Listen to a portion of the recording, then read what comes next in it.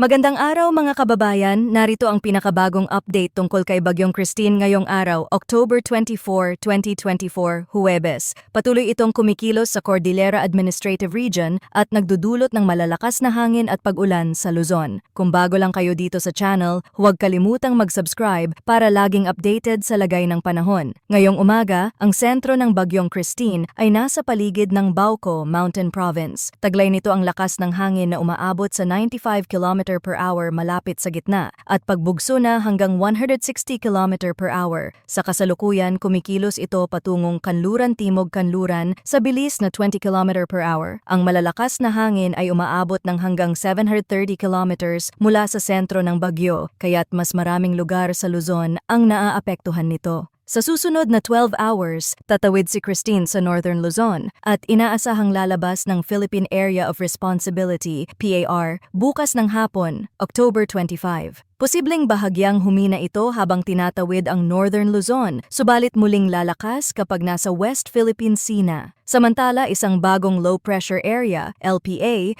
ang nabubuo sa labas ng PAR na may mataas na tsansang maging tropical depression sa loob ng susunod na 24 hours. Posible itong pumasok sa PAR, ngunit hindi inaasahang magla-landfall sa bansa dahil pataas ang direksyon nito. Gayunpaman, patuloy nating itong babantayan dahil marami pang maaaring magbago. Nakataas na ang Tropical Cyclone Wind Signal number 3 sa mga sumusunod na lugar na nangangahulugang maaaring maranasan ang storm force winds na may bilis mula 89 to 117 kilometers per hour. Ito ang mga lugar sa Luzon, Mountain Province, Ifugao, Benguet, hilagang bahagi ng Nueva Vizcaya at katimugang bahagi ng Ilocos Sur, La Union at Pangasinan. Ang mga lugar na ito ay posibleng makaranas ng moderate hanggang sa malubhang risk sa buhay at ari-arian dahil sa malalakas na hangin. Nakataas naman ang signal number 2 sa Cagayan kasama ang Babuyan Islands, Isabela, Quirino, natitirang bahagi ng Nueva Vizcaya, Apayao, Kalinga, Abra,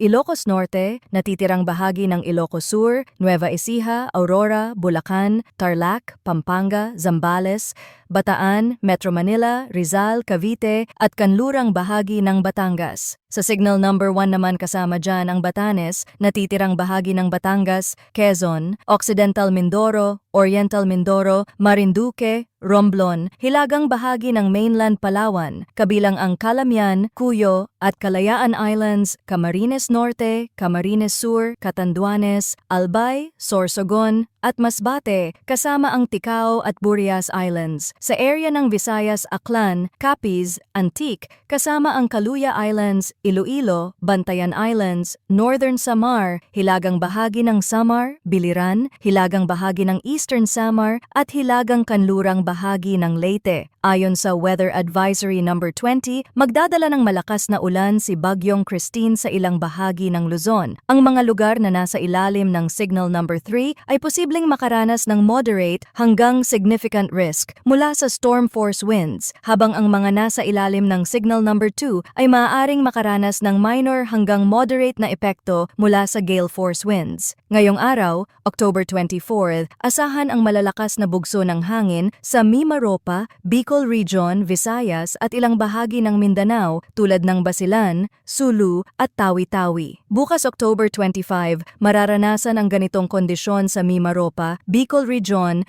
Western Visayas, Negros Occidental at iba pang bahagi ng Mindanao. Hinihikayat ang lahat na sundin ang mga abiso ng lokal na pamahalaan at maghanda para sa mga posibleng panganib tulad ng pagbaha, pagguho ng lupa at malalakas na hangin. Manatiling nakatutok sa mga balita at tiyakin ang kaligtasan ng inyong pamilya. Tandaan, ang panahon ay mabilis magbago. Ugaliing manatiling updated sa mga susunod na ulat mula dito sa channel para sa pinakabagong balita. Maraming salamat sa inyong pagtutok at patuloy na mag-ingat. Stay safe mga kababayan.